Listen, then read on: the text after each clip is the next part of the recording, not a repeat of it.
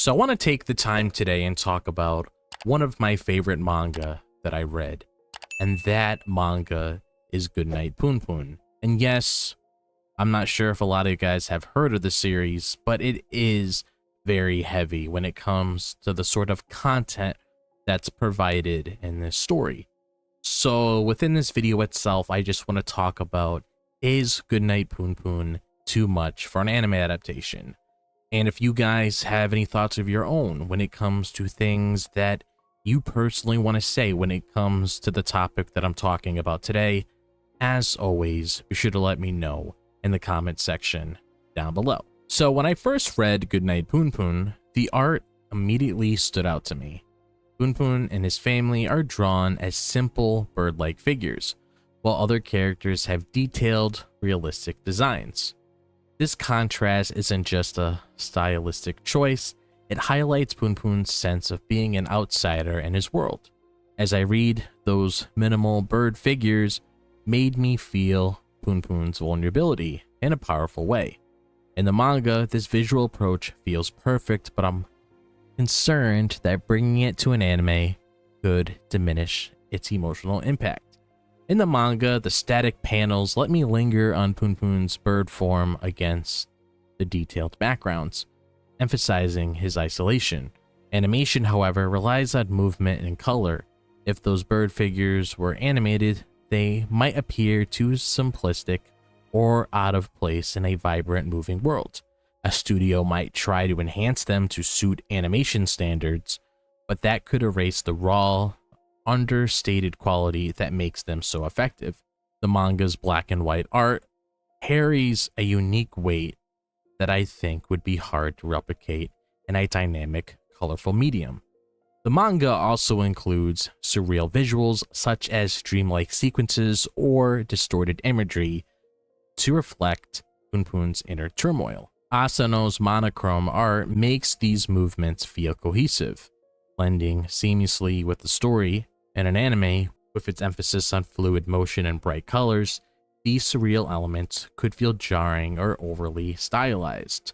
The manga's art is so integral to its storytelling that altering it for animation risks losing its essence. I've thought about how these visuals pull me into Punpun's world, and I'm not sure they'd have the same effect on screen. As a fan, I cherish how the manga's visuals convey Punpun's emotions. They're not just drawings, they're a way to understand his alienation and pain.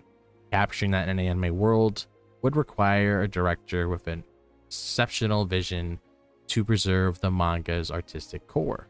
After considering this, I believe the visual style is so tied to the manga medium that it might not translate effectively to animation.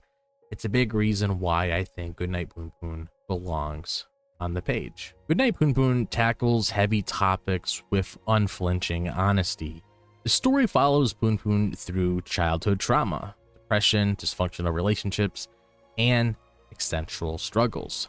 Starting when he's just a young boy. Reading it, I felt the weight of his pain in every chapter.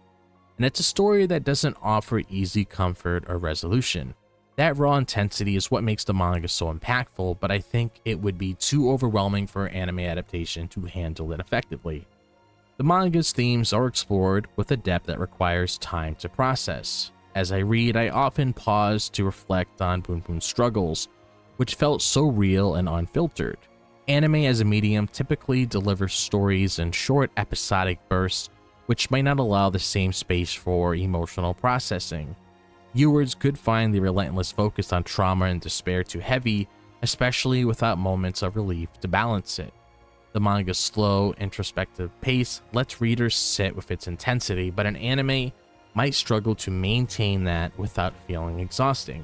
Portraying sensitive topics like abuse and mental health is another challenge. In the manga, these are shown with nuance, capturing the messy reality of Punpun's life without exaggeration.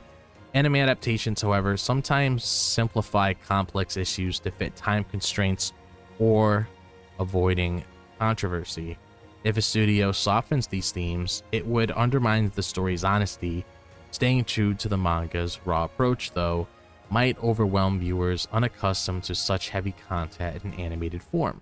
I worry that the balance would be hard to strike.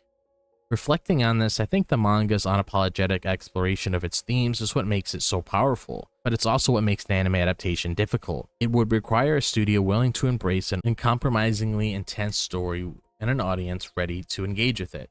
For me, the manga already conveys these themes perfectly, and I'm not sure an anime could match that impact without losing something essential. One of the things that struck me about Goodnight Punpun is its storytelling. The narrative shifts between Punpun's childhood, teenage years, and adulthood, often blending memories, dreams, and reality within a single chapter.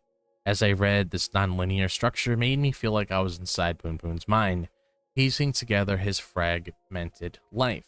It's a brilliant way to show his emotional chaos, but I think it would be incredibly challenging to adapt into an anime's typical format. The manga's disjointed timeline works because readers can take their time with each panel, connecting the pieces at their own pace. Anime, however, often follows a clear episodic structure to keep viewers engaged. Trying to fit Punpun's time jumps and dreamlike sequences into a 20-minute episode could mean restructuring the story, which would strip away its unique flow. I can imagine a studio trying to make the narrative more linear to suit animation, but that would change the story's core, making it less like Goodnight Punpun. Punpun's character adds another layer of difficulty. He's a quiet, passive protagonist whose story unfolds through his thoughts rather than actions or dialogue. I could linger on his inner monologues, which are conveyed through text-heavy panels. Anime relies on visual action and spoken words to keep the story moving, and I worry that Punpun's silence and introspection might feel flat or unengaging on screen. His eternal world is so central to the story that translating it to animation would be a significant hurdle. When I think about how the manga's non-linear narrative mirrors Punpun's fractured perspective, I realize it's a storytelling choice that works because of the manga medium. An anime would need to take bold creative risks to capture that, and most studios prefer more conventional formats. And for me, the way Goodnight Punpun tells its story is so tied to the page that I'm not sure animation could preserve its essence without any significant changes. So those are my thoughts when it comes to how I personally feel if Goodnight Punpun would work as an anime. Could it work? I mean, hey, never say never, because you never know what they could come up with.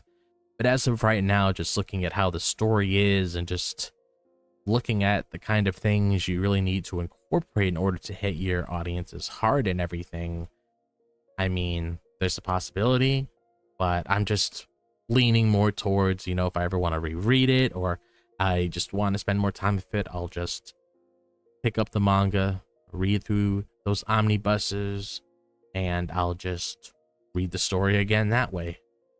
It'll be an emotional roller coaster because this manga is very heavy, but still at the same time, it'll be worth it all in the end because, you know, I get to read it again. But now I want to hear from you guys when it comes to what I talked about within this video. How do you guys feel about Goodnight Punpun? Do you like it? Do you dislike it? Do you agree with me that we more than likely won't get an anime adaptation? Or do you personally believe deep down inside you there's a chance there? Be sure to let me know all those thoughts in the comment section down below. And if you guys enjoyed this video, as always, be sure to like and subscribe. I would really appreciate it. If you guys want to follow me on my social media, be sure to check out my X, Instagram, TikTok, and Facebook. All the links are located in the description below, so be sure to follow me on there. Also, if you guys want to join my Discord server to interact with the community, be sure to do so. The link is located in the description and is also pinned in the comment section down below. Be sure to click on that bell for notifications so you're notified whenever I drop a new video on the channel. I hope all of you guys are having a fantastic day, whatever the day may be, if it's the daytime, the nighttime, or the evening. And I'll see you guys in the next video. As always, peace out.